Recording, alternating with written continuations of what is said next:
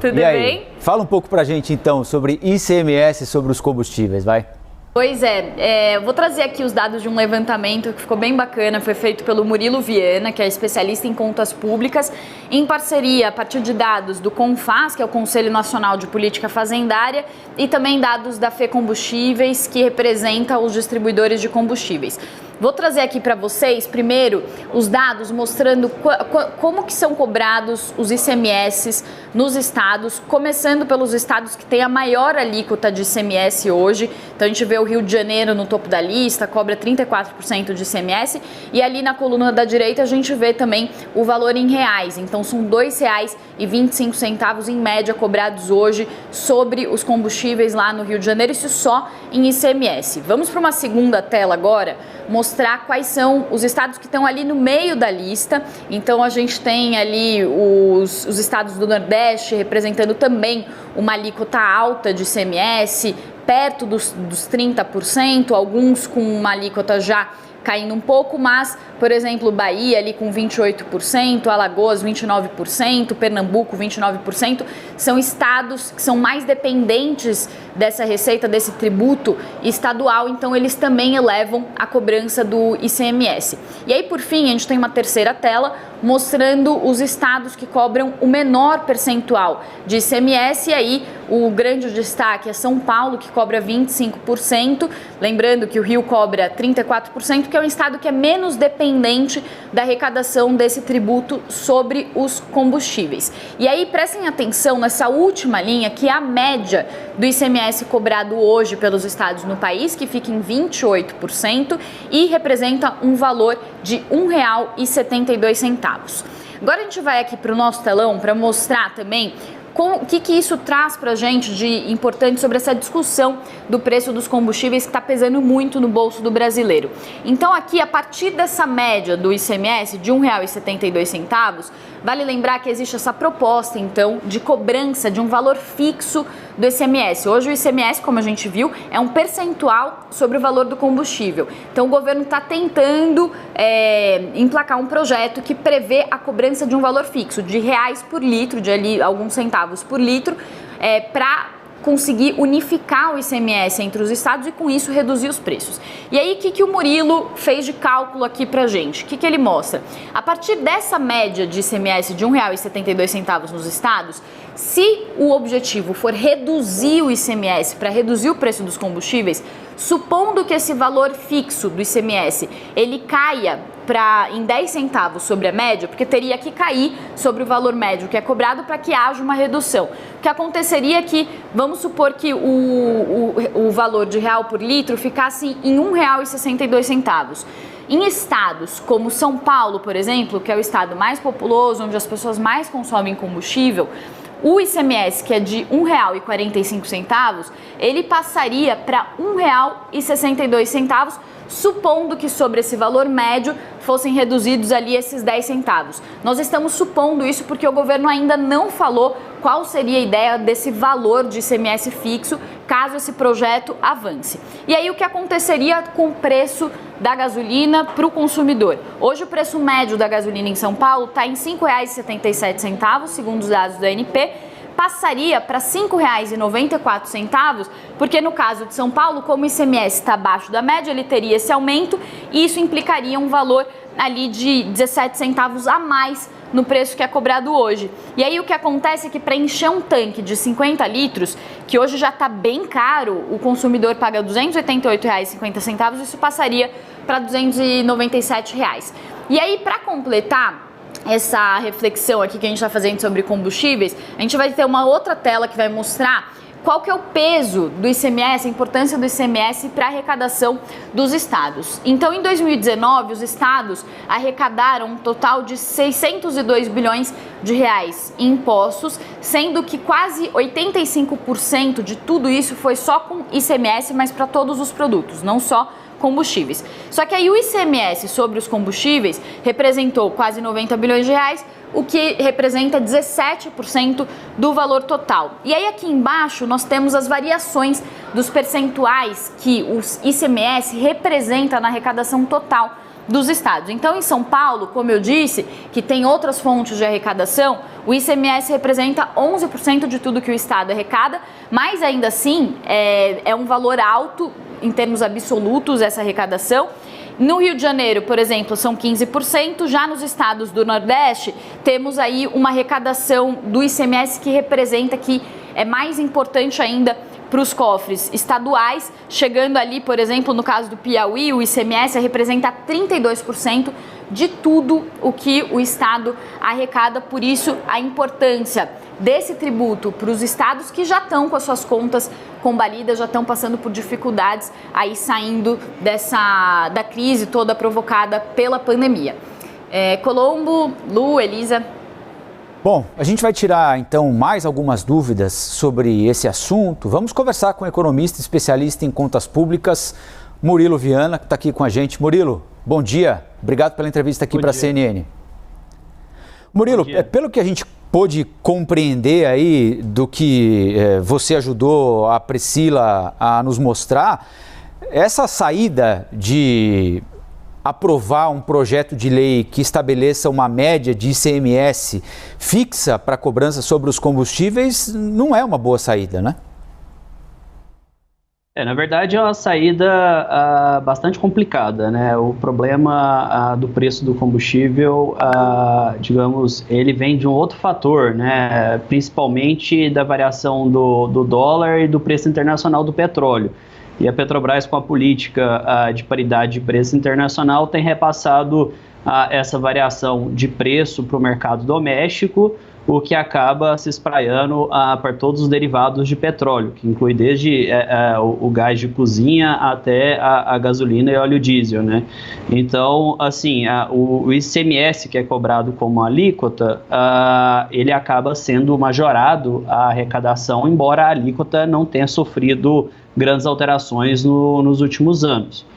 Evidentemente que mexer com a tributação do ICMS combustível é bastante problemático do ponto de vista da arrecadação dos estados, porque os estados, em grande parte, dependem desses recursos, né? Muitos estados têm uma dependência absolutamente elevada em relação a esses recursos. E, por outro lado, como foi visto, se nós pensarmos na unificação de uma alíquota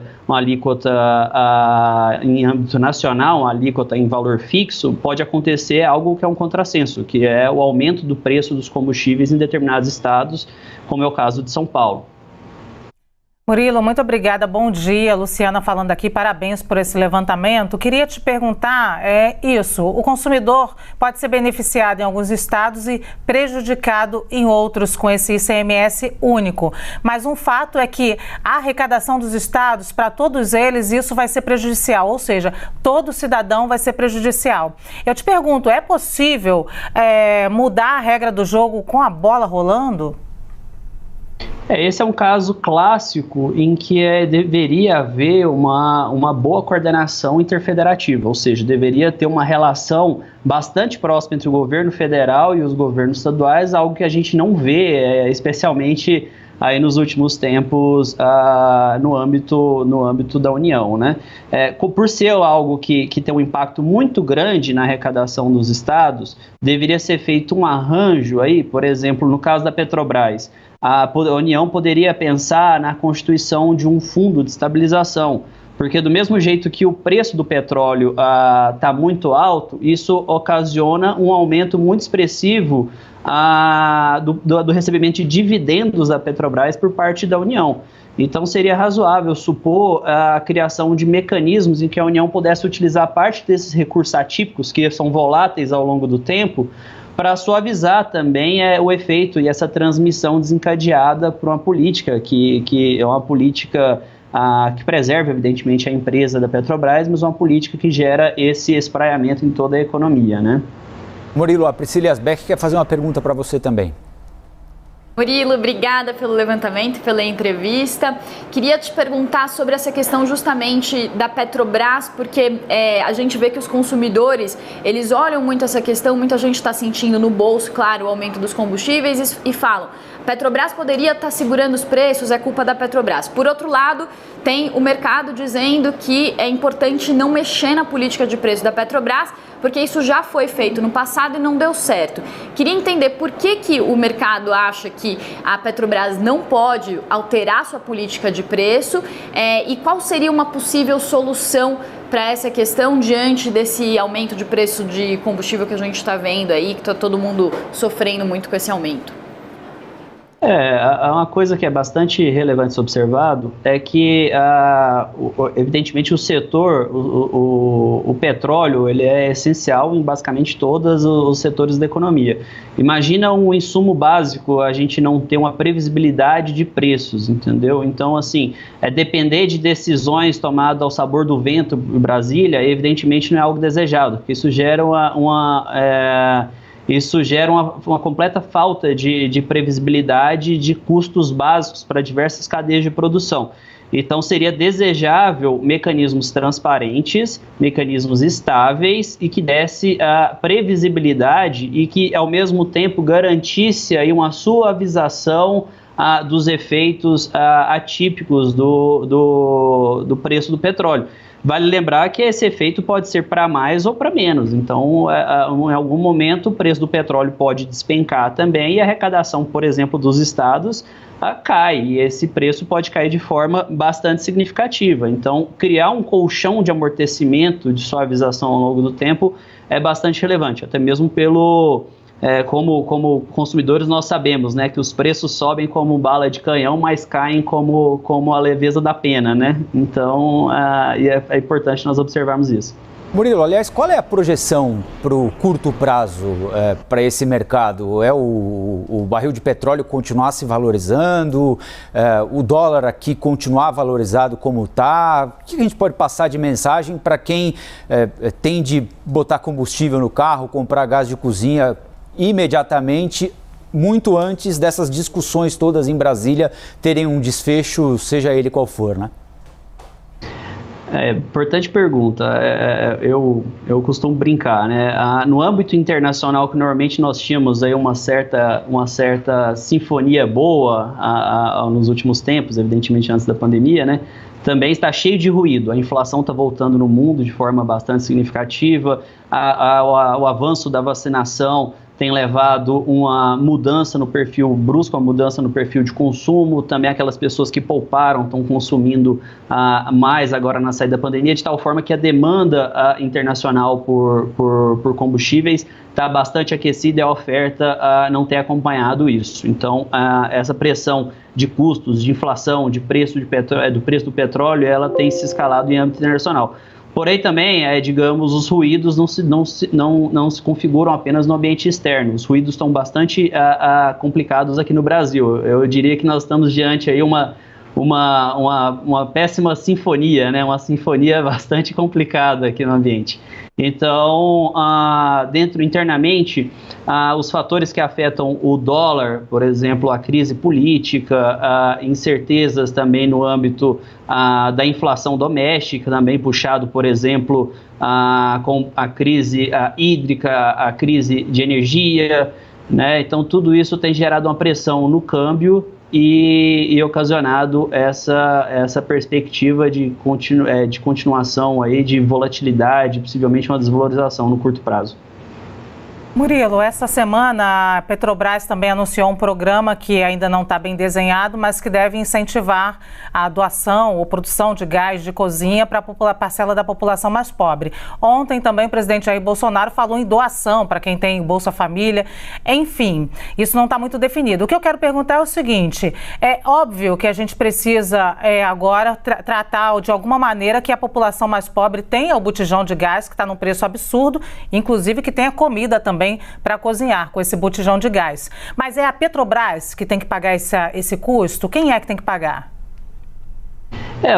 Nós estamos tratando aí de uma política pública, né? E esse tipo de política pública, o que é o razoável de acontecer é isso passar por dentro do orçamento público. Então, o que acontece é que o governo se vê premido aí pela dificuldade de achar, por exemplo, espaço em regra fiscal espaço no teto de gasto, por exemplo, e acaba querendo desenhar políticas, esse tipo de política pública que são extremamente bem-vindas. Nós sabemos aí o problema social grave que passa o país, mas isso não deveria ser jogado nas costas da Petrobras exatamente da forma como tem sido colocado, né? Até mesmo porque isso impacta, seja no mercado de ações, seja tem um impacto tremendo em diversos fatores aí do mercado acionário. Mas, além disso, a Petrobras anunciou, e o pacote anunciado pela Petrobras é bastante tímido, né? A gente sabe que esse valor que foi aventado inicialmente, ele não dá conta da proposta. Isso deveria ser feito por dentro do orçamento público, evidentemente. E poderia ser utilizado, por exemplo, a questão de dividendos ou outras políticas de financiamento do próprio Estado. Murilo, só complementando, né, um valor de 300 milhões que a Petrobras anunciou para esse programa social, que eu queria perguntar, você é especialista em contas públicas, a gente vê essa discussão não só sobre preço de combustíveis, mas também precatórios, expansão do Bolsa Família, do Auxílio Brasil. Como a Lu colocou, o governo está passando para a Petrobras a responsabilidade de fazer um programa social. Enquanto isso, está tentando aumentar gasto com emendas parlamentares, com algumas outras frentes. Como você vê essa situação das contas públicas hoje aqui no Brasil? São bastante desafiadoras, né? De fato, o espaço fiscal tem sido bastante comprimido nos últimos anos, em especial aí pela emergência dessa questão das diversos tipos de emenda do relator, emenda de bancada. Então, são volumes muito expressivos, na casa de muitos bilhões de reais, de dezenas de bilhões de reais. E, evidentemente, esse tipo de despesa esbarra no limite do teto de gasto. Então, você tem demandas diversas da sociedade na saída da crise. Nós não temos mais aquela imprevisibilidade típica do momento da pandemia para poder criar créditos extraordinários que permitiam a realização de despesas fora do teto de gasto. Então, cada vez mais o cobertor vai se tornando um cobertor curto e o teto de gasto vai se revelando quem vai sendo, as forças políticas e as forças sociais que vão sendo prevalecentes sobre o quião do orçamento, né? E ultimamente essa disputa tem sido bastante desfavorável aí para as pessoas de menor renda, evidentemente. Murilo Viana, economista, especialista em contas públicas, muito obrigado pela entrevista aqui para a CNN. Bom dia e até uma próxima. Obrigado. Obrigada. 10 horas e 9 minutos, cerca de